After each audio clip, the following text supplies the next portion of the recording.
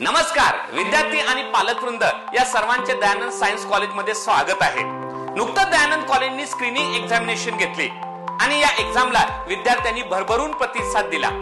या एक्झाम मध्ये मिळालेल्या मार्कच्या बेसिसवर येत्या 15 एप्रिल पासून 11वी इंटिग्रेटेड बॅचची सुरुवात आम्ही करत आहोत आणि अगोदरच या बॅचला भरपूर विद्यार्थ्यांनी ऍडमिशन घेतले, पण अद्याप ज्या विद्यार्थ्यांनी या बॅचला ऍडमिशन घेतले नाही अशा विद्यार्थ्यांनी लवकरात लवकर ऍडमिशन घ्यायचे, कारण या बॅच मध्ये आम्ही 11वीचा बेसिक जो कन्सेप्ट आहे तो पूर्णपणे कंप्लीट करून घेतो। याचाच अर्थ एनसीईआरटी मध्ये दिलेले basic points, fundamentals, definition, formulas, calculation या सगळ्यांना विद्यार्थ्यांची ओळख आम्ही करून देतो। ह्याच्या व्यतिरिक्त एनसीईआरटी ला कसं वाचायचं आणि एनसीईआरटी ला कसं समजून घ्यायचं हे देखील आम्ही या बॅच मध्ये शिकवतो।